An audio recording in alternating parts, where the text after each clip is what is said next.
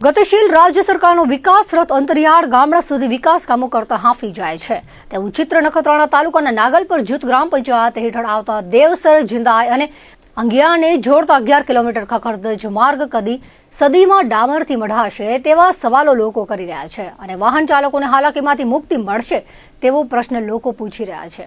નાગલપુર જૂથ ગ્રામ પંચાયતના યુવા સરપંચે ઉચ્ચ કક્ષાએ રજૂઆત કરી છે અને રોડને તાકીદે ડામરથી મઢવામાં આવે તેમજ સત્વરે કાંટાળી ઝાડીનું કટિંગ કરવામાં આવે તેવી માંગ કરી છે। વધુમાં કહ્યું હતું કે દેવસરથી જિંદાય નાના અંગિયાને જોડતો અંદાજિત 11 કિલોમીટરના માર્ગનું 1 વર્ષથી જોબ કાર્ડ પણ મળી ગયું છે, છતાં રસ્તાનું કામ ન થતા લોકો હાલાકી ભોગવી રહ્યા છે। વિરાણીથી નિરોણા તરફ જતા મચ્છેથી દેવસર ગામ જવાય છે ત્યાં પાટિયા પાસેથી આ રસ્તે મેટલ અને કાંકરી પાથરેલ છે। આ રસ્તા વચ્ચે બંને બાજુ ગાંડા બાવળની ઝાડી અજગરી ભરડો લીધો છે। વાહન ચાલકો સાવચેતી રાખે છે, છતાં ગાડી સ્લીપ થતા અકસ્માતનો ભોગ બને છે।